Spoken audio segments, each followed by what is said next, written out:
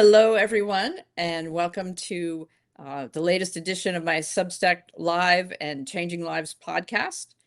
For those who don't know me, I am Wendy Gordon, and the title of my Substack is Changing Lives. And it's for anyone who is making changes in their life or adjusting to changes that they maybe didn't choose and kind of figuring out their next steps. And really, anyone who just wants mental and spiritual health wisdom, suggested resources, simple practices to do to feel better in our crazy world. One of the workshops I lead is actually titled How to Stay Sane in an Insane World. Um, so I'm passionate about mental and spiritual health, and I used to be a pastor. So this is kind of my natural gifts are helping people through hard times. And I'm excited to have today as my guest Paulette Bodeman, and I will invite her to introduce herself and tell a little bit about her Substack and her work. Great. Thank you, Wendy. And I'm often called Pauline, and that was my mother-in-law's name. So Yeah. that's, it's always a sweet little connection when that happens. I'm Paulette, and I'm so happy to be here, Wendy. Thank you for sharing this time with me and giving me an opportunity to talk about what I do too. And my Substack is called Because Life is Messy. And we have a little bit of similar, I'm a coach as well and a writer. And so my posts are really, my writing is about using the yogic tantric philosophy. Often it's about that as a foundation to help us navigate this messy, crazy, wonderful life that we have. So I'm happy to be here. And I just want to say hello to Randolph, who is just hopped in the chat, and he is in Eugene, Oregon right now. And I am in Southern Oregon. So hi, Randolph. Thanks for being here. And my husband is from Oregon. It's definitely a beautiful state. So nice to have somebody here from there. I wanted to kind of start us off. The overall theme is freedom, and there are lots of ways we'll talk about that. And one of them is a quote from Viktor Frankl. Some of you may be familiar with his work. Man's Search for Meaning is his most famous book. And he's a concentration camp survivor. So I like to turn to him when I'm feeling like, oh, there's nothing I can do. The world is such a terrible place. I am appalled by what's happening in my country right now. The leadership and the cruelty and all of the things. And so it's easy to kind of fall into despair and think I'm only one person and I'm not in a powerful position. How can I do anything that matters? And so again, Viktor Frankl was in a concentration camp, about the most powerless position you can be in it. He was fortunate enough to survive. And the quote from him is, "Everything can be taken from a man but one thing, the last of the human freedoms, to choose one's attitude in any given set of circumstances, to choose one's own way. When we can no longer change a situation, we are challenged to change ourselves." And he also said, every human being has the freedom to change in any instant. And I think that's such an important reminder in these times that we're in. Like I said, not just myself, but other people that I coach or am on lead Zoom groups or other workshops for, have just expressed this pervasive sense of doom and gloom. And we hear it on the news all the time. And it's easy to think, oh, well, I'm just in this situation. And even on a personal level, maybe job loss or financial challenges, health challenges, whatever it may be, it's easy to kind of feel like we're victims and we have no choice but to endure. And I think there are always freedoms, as Viktor Frankl beautifully expressed. And I know, Paulette, you have some wisdom about the tantric perspective about freedom. So I'd love to hear more about that. Yeah, thank you. I so agree. Obviously, we're in this together, and so we can often feel that, cloud and that heaviness and that weight of the world, and then particularly us here in this country, what's happening.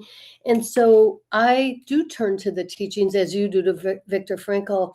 I've been studying and teaching yoga for over 30 years and immersed in the philosophy. And there's a word, it's a teaching, but it's a word called svatantria. And it basically means boundless freedom. And so swa, S-V-A, but it's swa, means our own. And tantra is tantra, it means to expand and to stretch. And so Svatantria is about expanding what we may think, how we feel, expanding our consciousness really is what it is. And and it brings us back to there's a place inside of us that is untouched by external circumstances. And so it's that inner freedom that we always have, but gets so clouded and veiled and diminished because we're human and because we're in this world together. And our emotions and our feelings, we're engaged in that. And so this well, I like to think of it as a wellspring, this Mhm. wellspring that is never ending is there. And we can tap into that. We just need to be reminded that it's there and then how to, how do we tap into that? Yes, and I love that because it parallels nicely with my favorite therapy modality, which I'm not a therapist, just to be clear, but as a client, and then also just on my own now, I integrate internal family systems, Mhm. IFS, and Dick Schwartz founded this. And the whole idea is that we are all made up of many different parts, and that we also have this core self with a capital S that is untouched by the world, that we're born, with this knowing, this inner wisdom, this higher self, able to um, see life from a broader perspective and not be reactive because of our past trauma or other issues, and just kind of bring to our conscious awareness and let this higher self become the driver of our actions instead of reacting out of habit or old behavior patterns that we learned that we had to have to survive. And that's been a really powerful healing force in my life, I know. Yeah, it feels very very similar, and energy, and just it feels very similar to what the yoga philosophy is about as well, is that there is this higher wisdom that, again, like we call it the veils, and they get clouded, and that's part of, depending on the lineage and the style of yoga and all of the philosophy of it, there's different streams, as we call it. But one stream of philosophy that I align with is that, there's this great big ultimate universal consciousness. You could call it God, whatever it is, the goddess. Um, and that in becoming human, that it's a way for consciousness to limit itself in some way. So there's this great big consciousness, and then it comes down, and I always kind of think of it like, as remember those old, like the egg timers, that sand, you just kind of, Yes. Mhm. yes. So there's this open bowl up here that's just boundless and free, and then it kind of comes through that little tunnel, that little narrow place, and down here is our embodiment, our humanness. And Mhm. so we become a little bit more contracted. And in that contraction, we forget that there's this source that's actually within us that we can tap into in the ways. I think that, when I first started studying yoga seriously so many years ago, I felt very like a fundamentalist, like every single person needs to know Mm. this and be a yogi and study and do this and do that. And of course, after a short time, I learned that we all find our way.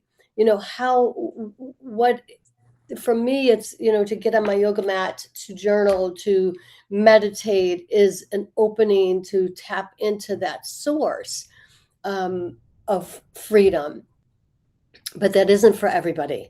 So I think that's kind of the gift and the paradox of being human is to how can we, what are the ways in which we find that place within us? And it's a paradox of living. I mean, because we're both boundless and free, and we're constrained in this body. And so there's always this little, I don't want to call it a struggle, but I guess it is in a way. How do we keep that even as we're going through our everyday lives, navigating our everyday life? Absolutely. And like you, when I was younger, I kind of felt identified as Christian and became a pastor. I kind of had that mindset of, yes, everybody needs to have this belief system and to be part of a church. And now I call myself Christian adjacent or a Jesus follower because I do think he's an admirable spiritual role model, absolutely, but I don't believe a lot of the doctrines that I used to. And the more I've studied other religions, other spiritual leaders, the more clear it is that all of them are essentially saying that we are all one, we are all divine, we are individual manifestations of the divine. The divine lives within us, works through us, but also connects all of us. And that it's so easy for us to forget that truth, like you said. But when we, through whatever method, come back to ourselves, if you will, and realize that truth, that we are uh, divine and that we are all divine, it that's what I believe our world needs to heal, essentially. And as more of us recover that truth and get more in touch with our authentic selves and learn how to respond to situations with our freedom instead of reacting, that's what it takes to end hostilities, to Mhm. restore right relationships with ourselves, other people, and the planet. Totally. And so one way to look at how does Svatantria fit into that, just exactly what we're both saying, and that nice connection and thread, it's that it's about connecting to that true nature, our true nature, and to be able to respond to our lives rather than than to react to them, uh, Mhm. and to really be able to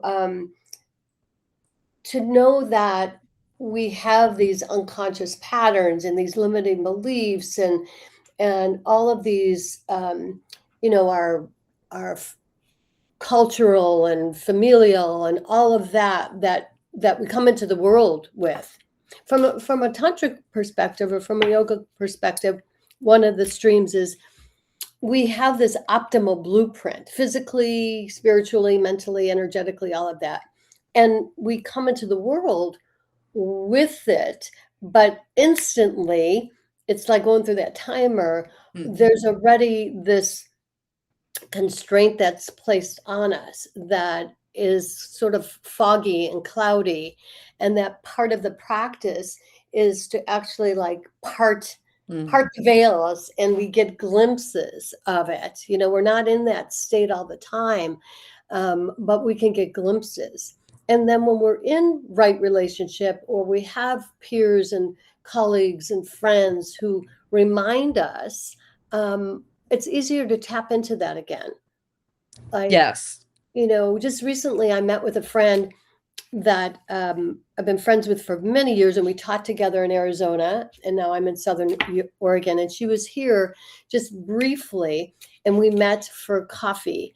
And oh my gosh, it was like the minute we saw each other, just this instant connection, and the hug. I could just still feel the hug, and we just sat, and it was like just yesterday. And we talked about how that's something we miss. We Mm. miss having that community, because being in the community, even with all the nonsense that happens in community, it's also we mirror one another and we mirror each other's light. And so just seeing my friend's face and smiling and feeling her hug was a reminder of, oh gosh, I have that too.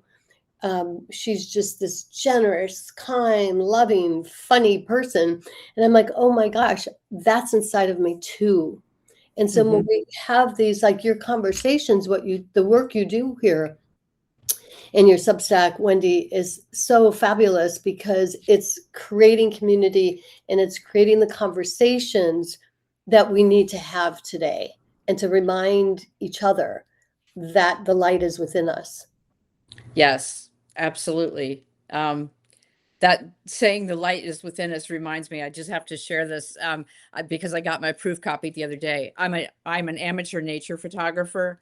And so this will be available September 1st on Amazon. It's a paperback book that combines my nature photos with short sayings, inspirational messages about embracing our uniqueness and celebrating diversity the same way we do in nature. But anyway, one of the pages, I don't know how well you can see this, says, "Find a way to let your light shine. The Mhm. world needs it." And it's a photo Mhm. of a sunset reflected on a lake.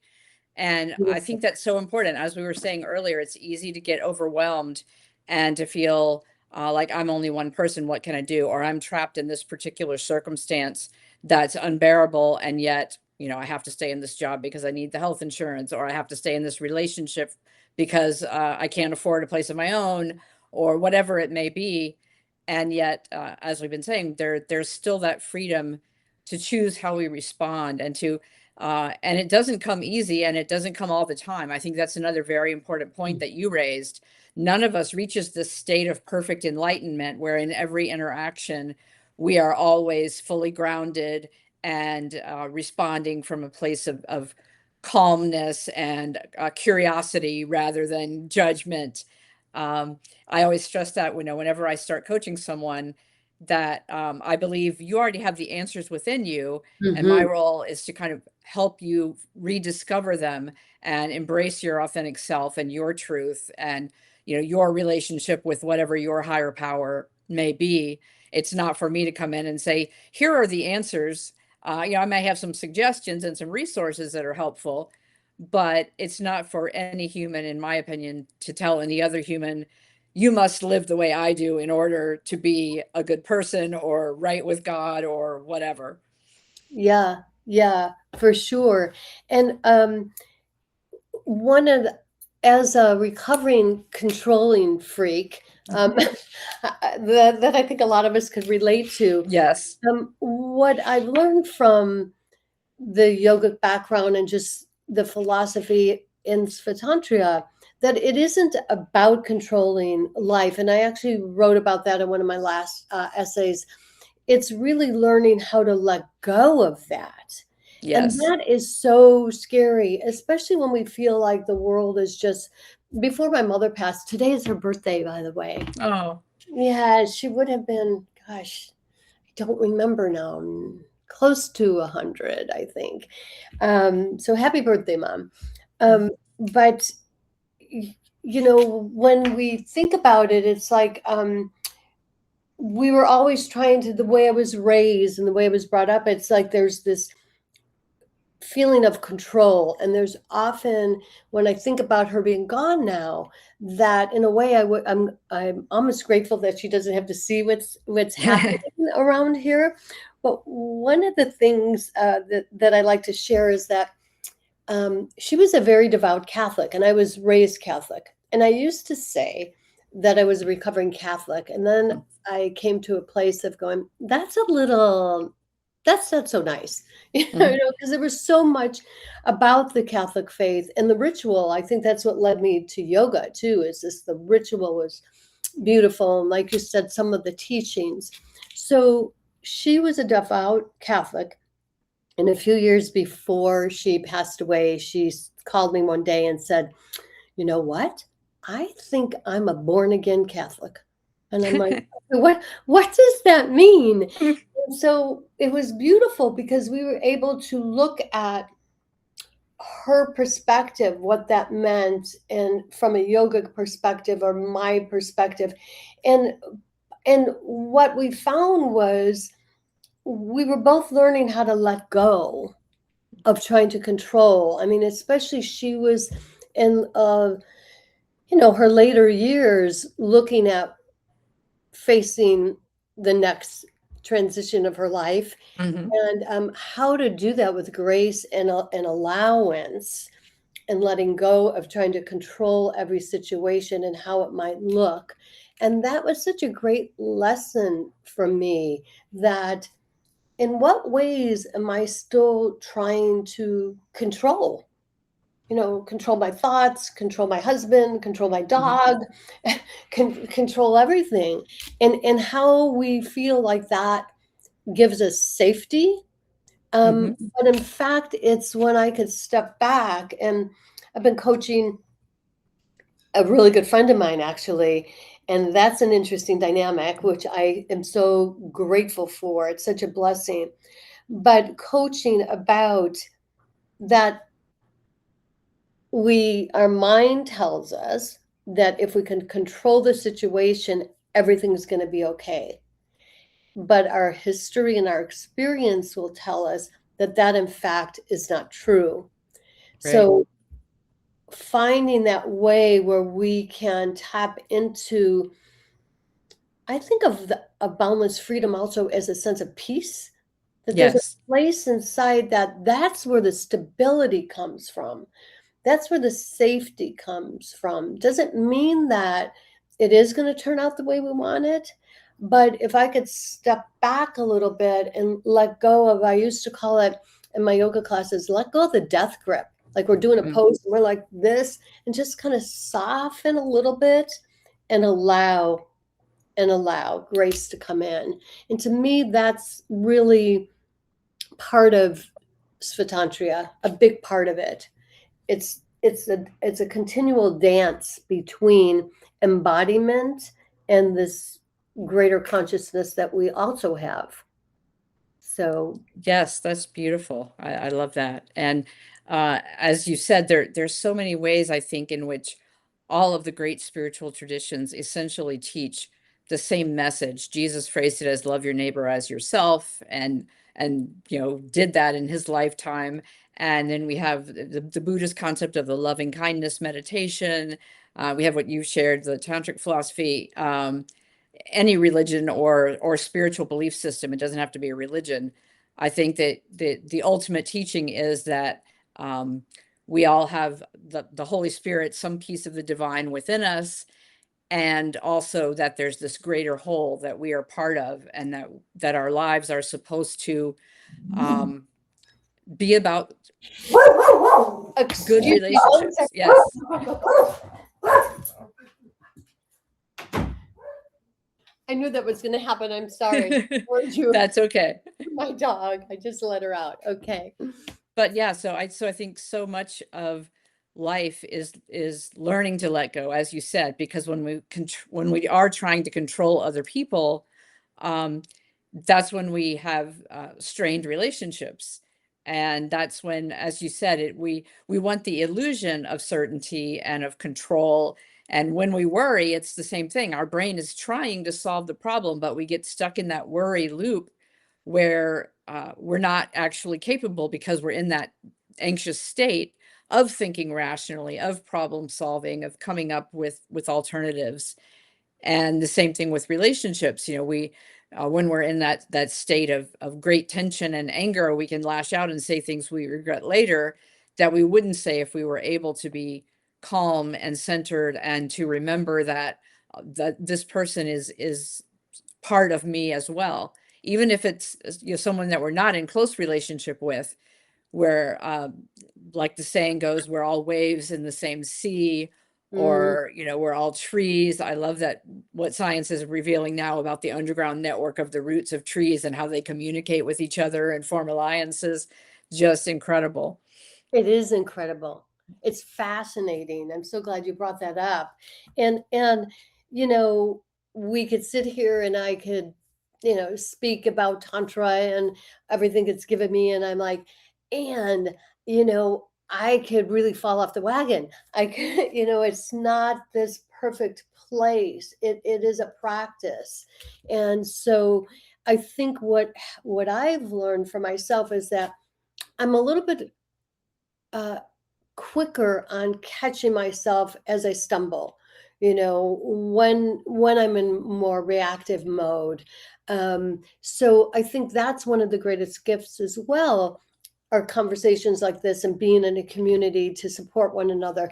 So you find that place a little bit quicker to bring yourself back. I want to make that point that, we are in practice together, and, Yes. and that to be able to forgive ourselves, and to be kind to ourselves, that again, we're not going to reach that total enlightenment. Maybe some but people will, but I don't think at my age it's going to happen yet. So but that's part of the joy for me, is to see, even in my journaling, like, where did I come from Yes. 10 years ago, 20 years ago, Hmm. a week ago? Like, oh, there is growth, there is evolution. And one other thing I wanted to point out about Tantra, and if anybody has a question or a comment in the chat, please feel free. I'll kind of monitor it for Wendy. Um, Tantra believes that it's kind of a paradox too, because in some philosophies, there's this idea that the ego is bad, and so we need to, like, our mind and what's it Yes. saying, and need to squash this ego. Hmm. From the tantric perspective, it's not bad in and of itself, and there's an allowance for the ego.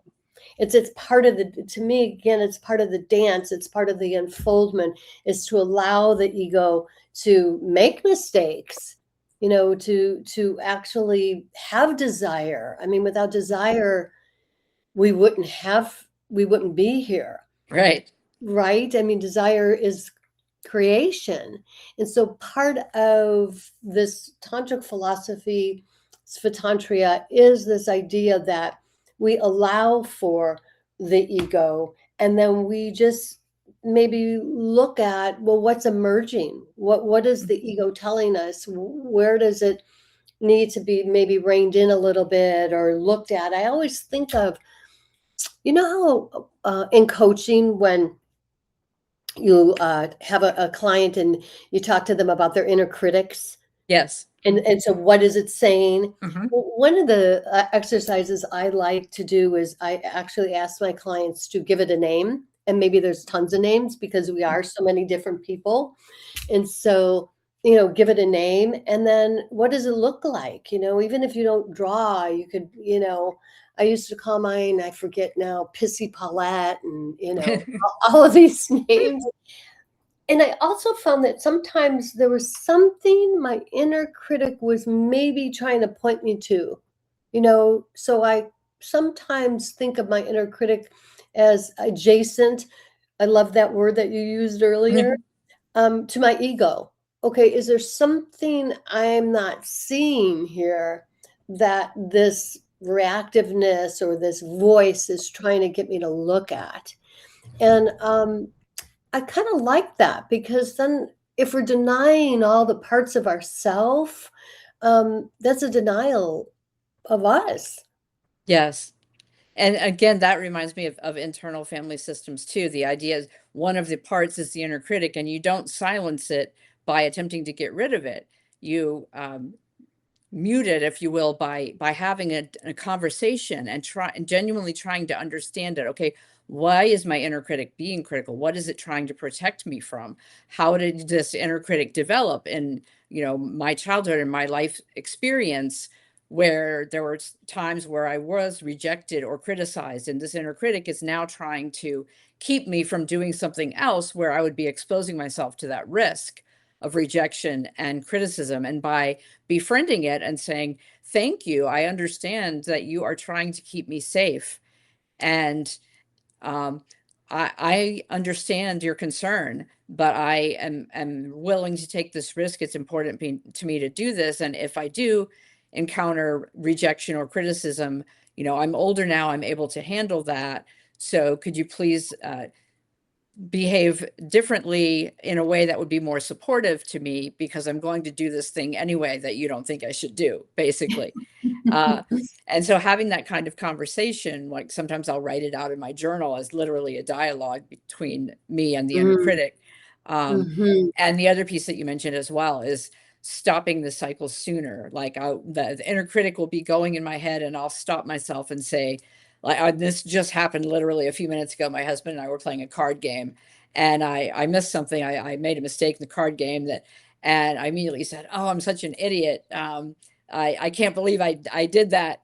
And then I stopped and said, "That's really over the top. We're playing a game of cards, and I'm not an idiot. I made one careless move, and so, like you Yeah. said, just being able to catch it sooner and say, no, this really actually isn't accurate." And Yeah, yeah, yeah, yeah, for sure. And similarly, so when I left Arizona, I taught meditation and yoga and all led retreats and immersions and all of this for many decades.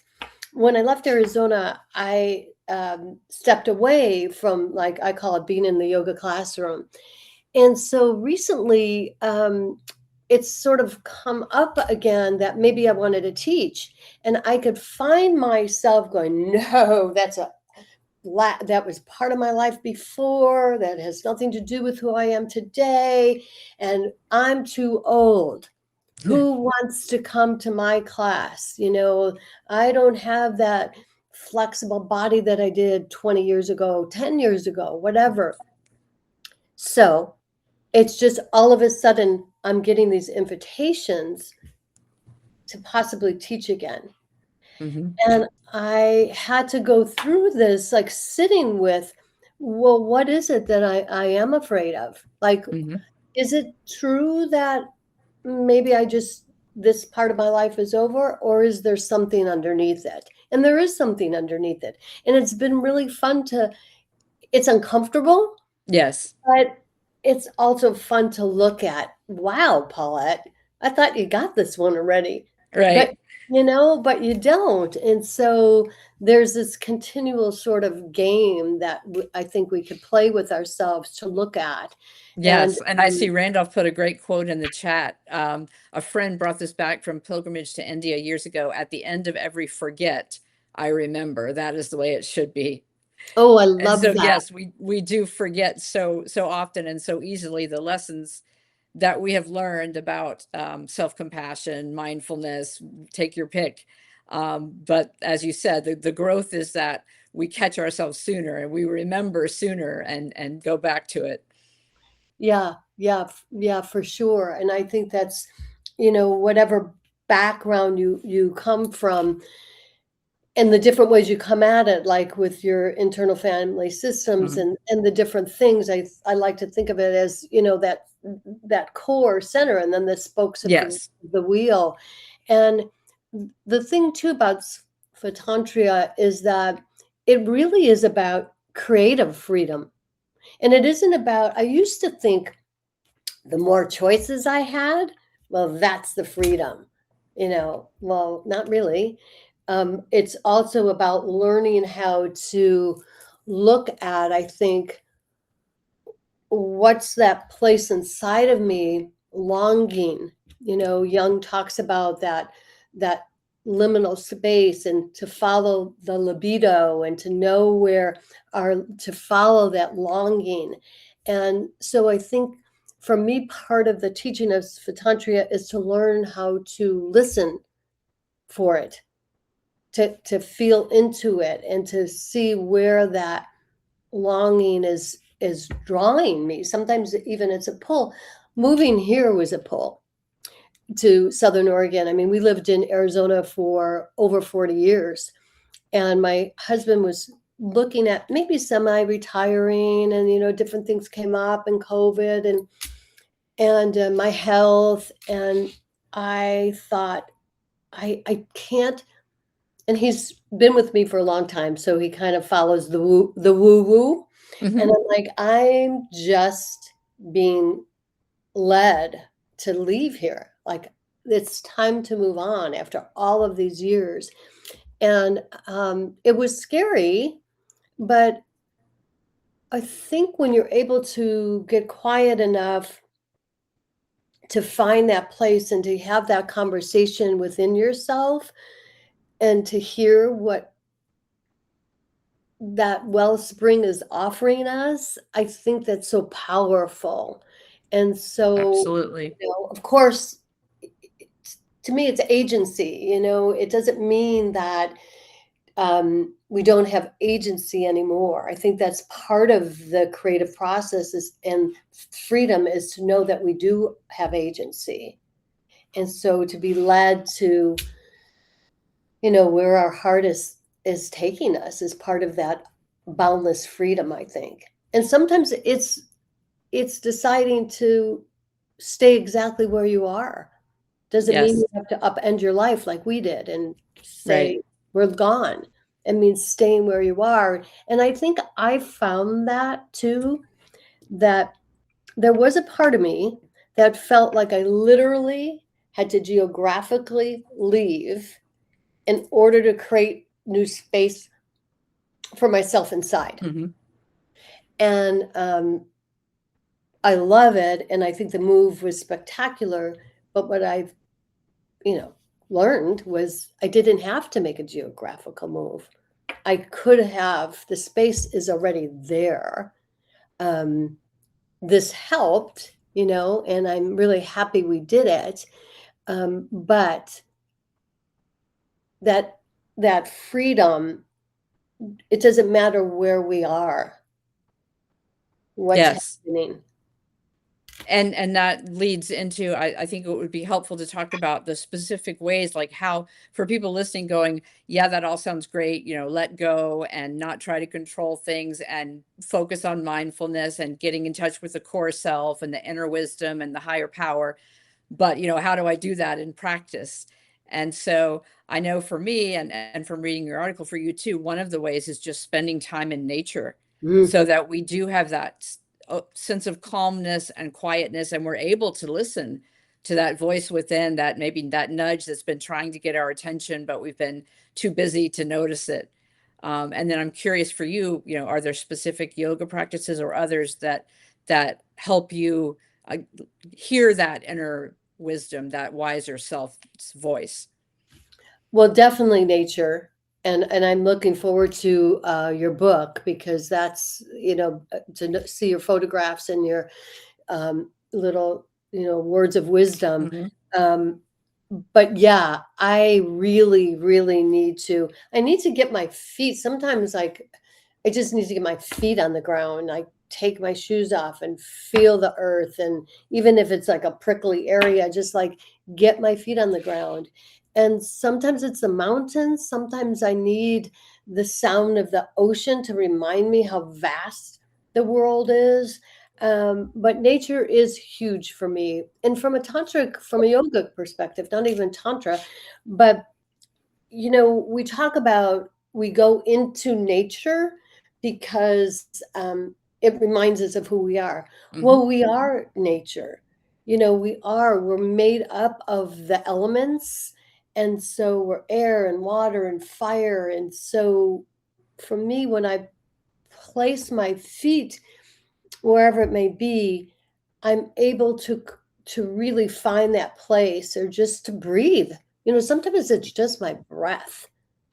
It's like, take a breath already. And I can't say I do morning pages. I used to do morning pages, but I do journal pretty regularly in the morning. I meditate.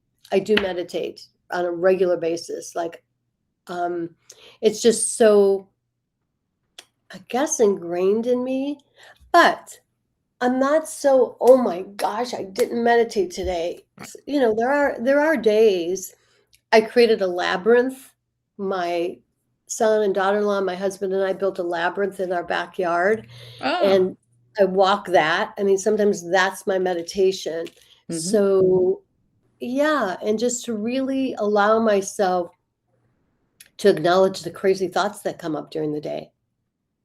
Yes, journaling is huge for me as well and very helpful. And whether it's just venting emotions or negative thoughts, or it's sometimes I write myself letters from love or God or whatever you want to call the universal force. And that's very helpful. I don't know if anybody listening is part of Elizabeth Gilbert's Substack community, Letters from Love, but it's built around that same practice. And but it's just a way to get in touch with that higher wisdom and that wiser voice that is giving me guidance that my rational brain might, dismiss as, oh, that's not realistic, or you're not good enough to do that, or who do you think you are, or whatever it might be. But as I'm listening to this voice of love or soul, I love soul as an acronym, and this came out of Liz Gilbert's group. I'm not sure who first came up with it, but soul as source or spirit of unconditional love. And That's so I beautiful. just love that. And when I do the writing, what comes through really is like a divine transmission. Like I'm just the conduit. I'm writing these words that are meant for me, and sometimes I share them. They can help other people too.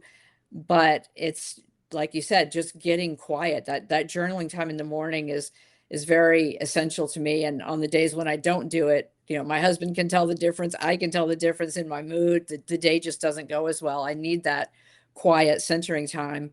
And the other thing I do is tapping in the morning when I'm done Mm, with journaling. Are you familiar with tapping? mhm, Uh, so mhm. it's on the Chinese acupressure points, and there are meditations that go with it.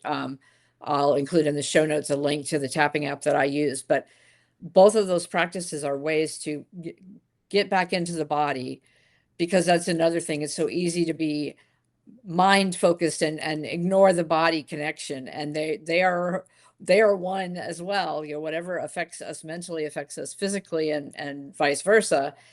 And for a long time, I had been through years of talk therapy, and I had all this great intellectual insight into what my issues were and how they developed and what I needed to do to counter them. But I hadn't dealt with, the stored emotions in my body that I had not expressed. And so finding ways to do that, and just really getting back in touch with my body, being grateful for my body, seeing it as a source of pleasure and not as this bad thing.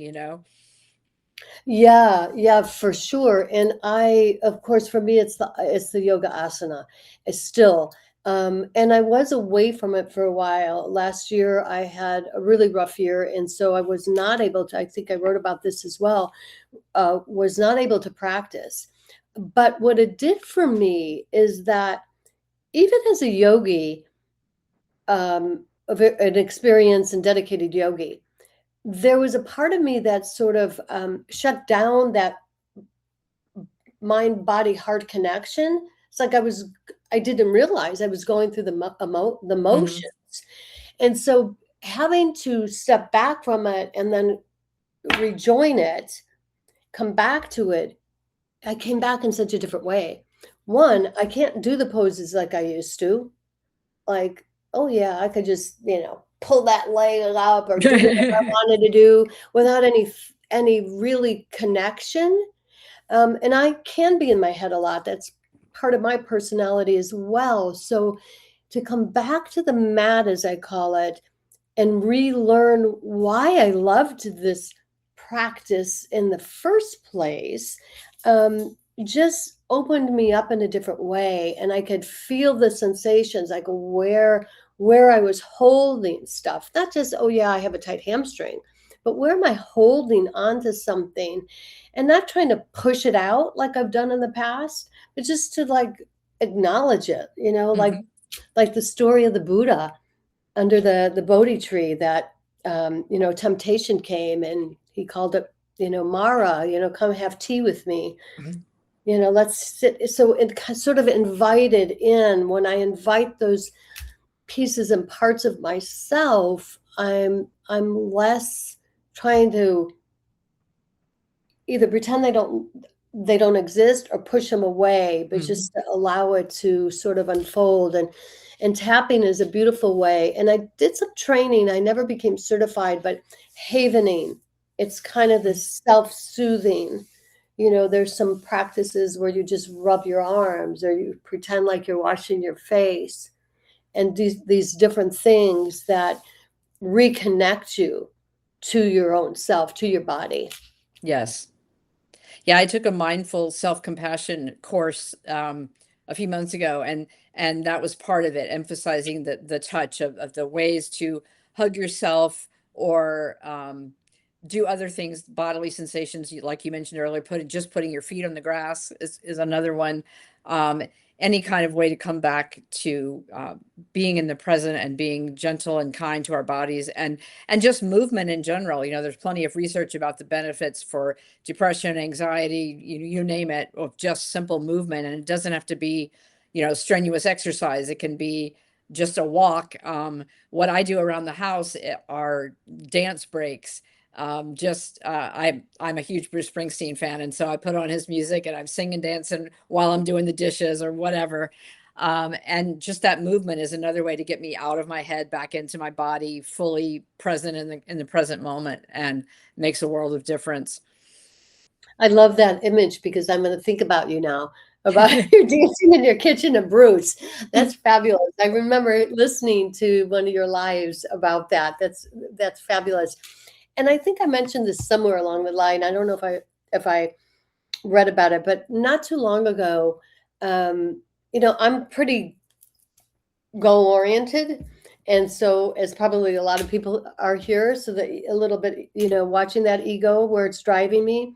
But recently, I took a walk in nature, in the woods, with a new friend who is a retired archaeologist. Hmm. And so there was three of us. And my one friend, who I know a little bit better, said, "This is not about getting your steps in, Paulette." And I'm okay. Thanks for the warning. I Hmm. appreciate that. And so my archaeologist friend would stop and say, "You see this leaf? You see how it looks like lace?" And then she knew the plant. She's also a Native American, so she would be able to name certain plants that her tribe or another tribe used to make baskets and weave, and it was such an incredible experience because we truly were in the present moment. And I told her at the end of the walk, um, I'll never be in nature the same again. I thought I was paying attention and present.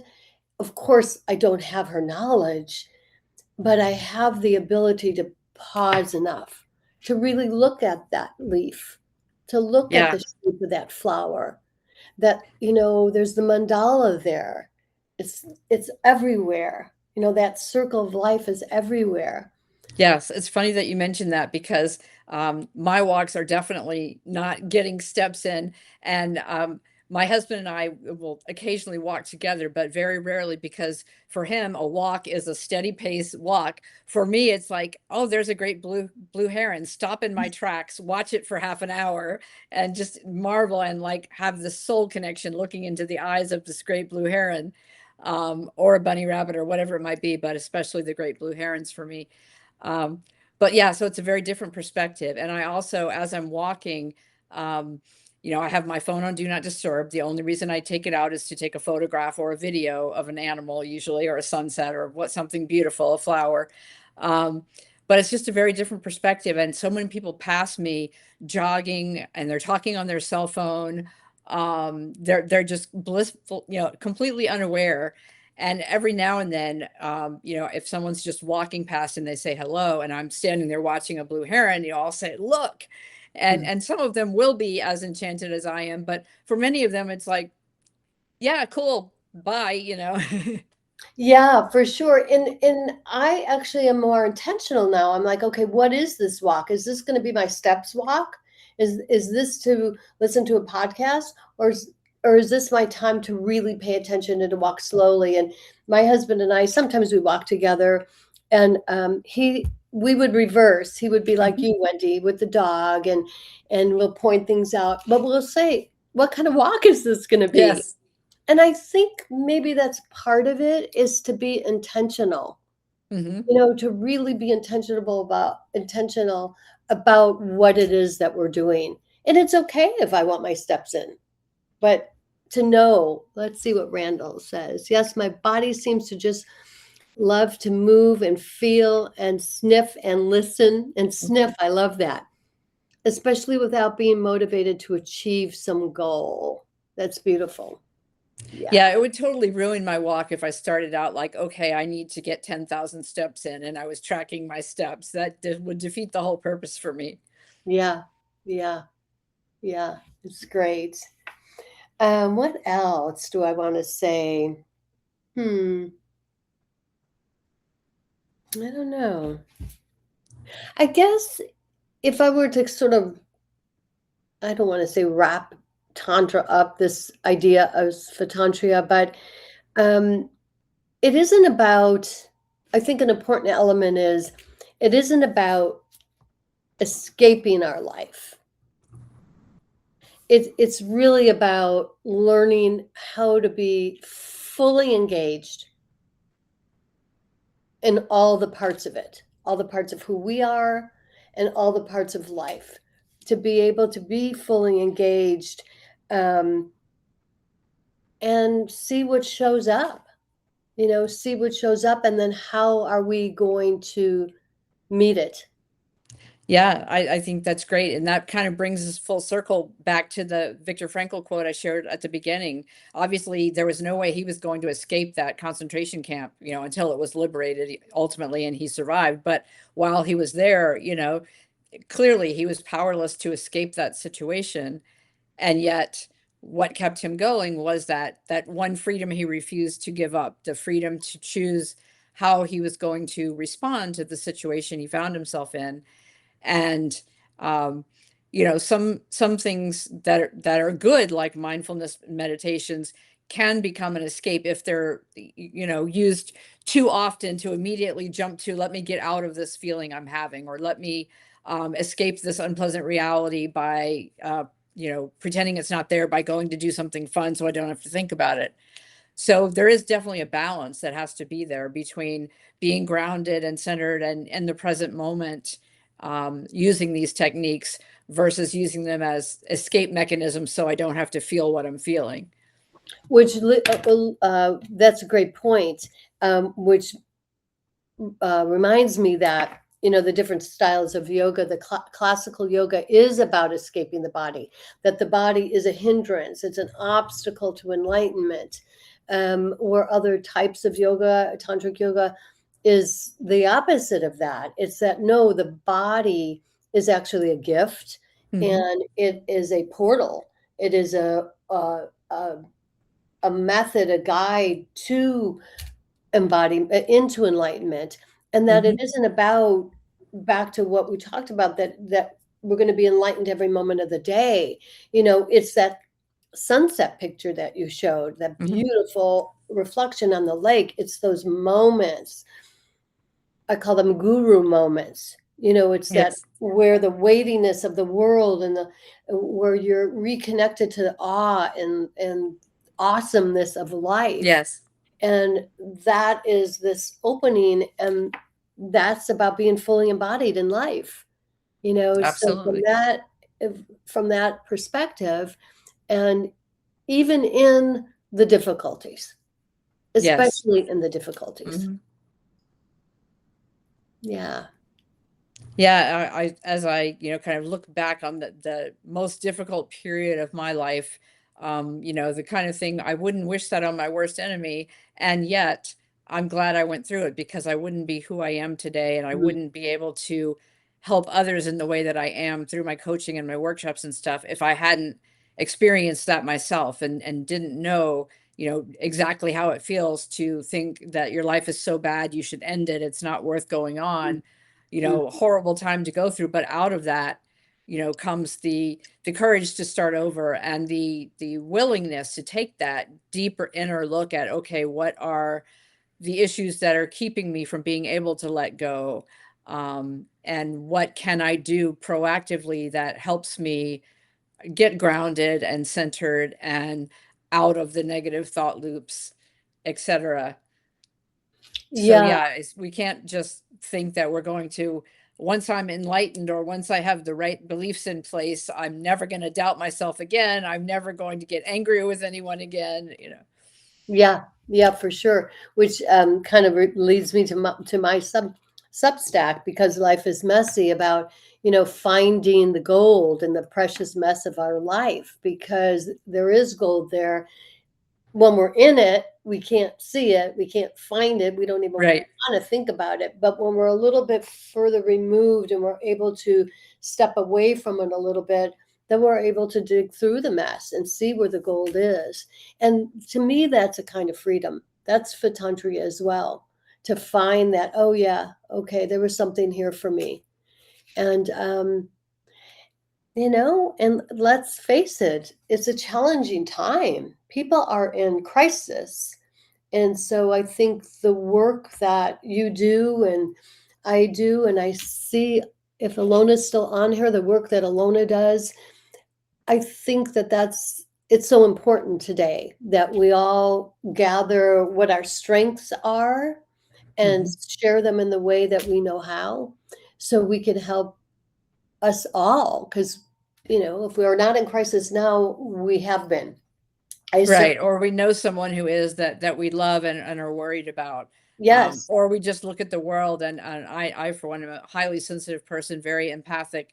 So even though I don't personally know anyone who has been detained by ICE or deported or, physically harmed, arrested, whatever, even just seeing those visuals or hearing about it, um, activates my nervous system and I have a strong reaction to and so I think that it's that's why every day for me I need to journal and tap. It's not a question of, oh, am I feeling stressed out today? That would be the default state of my nervous system if I didn't do these things. right, right. I think definitely that, generally speaking, most of us are on that high alert, vigilant state. And so, circling back, you shared, I shared, um, and I know a couple of the people that are on here, I know that there's ways that they're finding to regulate their nervous system. Mhm. And if we leave anything, I would say find the ways. We shared some ways, reach out to one of us. But to find the ways that really help us to level ourselves out and thrive, not just Yes. survive, but to Right, not just thrive. survive, exactly. That may start out as just survival mechanism, but once you start doing it every day and then you get better and better. I know that was my experience recovering from depression. As I got better, I took more walks in the park. I was more conscientious about making sure that I was taking care of my body with sleep, with hydration, with food. Hmm. Um, it's all a circle and a growing awareness that makes life better. And as you said earlier, even during the hard times, I'm more aware now of the moments of joy and more capable of creating them, even in the midst of, yes, the world is still the way it is. Yes, yes. And years ago, I did a year study with a Buddhist teacher, and he lived in a refugee camp in India, I believe. He was the sweetest man. And on Mondays he would be at the library, and then I did a more intense study with him. But on Monday nights he would say, call it tidbits from Tibet. But he would tell us, and he had a really strong accent. So what was really beautiful about that time is that you really had to listen from with your heart. Mm. You had to kind of lean in and just like close your eyes and listen. And I think it was really powerful to pay attention in that way.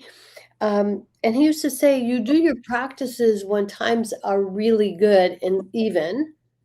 So they're there as your foundation for when they're not. Exactly. Yes. And that's been, I don't know, over 30 years ago I heard him say that and I'm like, "Yep, he was right." Absolutely. Well, we've reached 3 o'clock. Hard to believe. As I say every week when I have these conversations, I feel like we could go on for hours more, and I always enjoy them so much. They're so life-giving, and it's just wonderful to make connections with other people and learn and grow Mhm. and see how much we all have in common, no matter how diverse our experiences are. So thank you all for being here, and for those who listen later or watch later, um, appreciate your interest in our work. And I will publish the recording of this later tonight with some links to some of the things we mentioned. And look forward to your comments. You're welcome to DM me on Substack if you want to find out more about my coaching or my Zoom groups or anything else, my nature and nurture book that I held up that's coming out soon. And same thing for Paulette. I know she's going to publish it on Tuesday on her Substack. So either way, you can find us and reach out. And just best wishes to everyone that you have a practice that nurtures you, whatever it may be, and helps you stay grounded in these chaotic times. Mm-hmm. So thank you all for being here, and talk to you soon. Thank Bye. you. Thanks, Wendy. Thanks, everyone. Bye.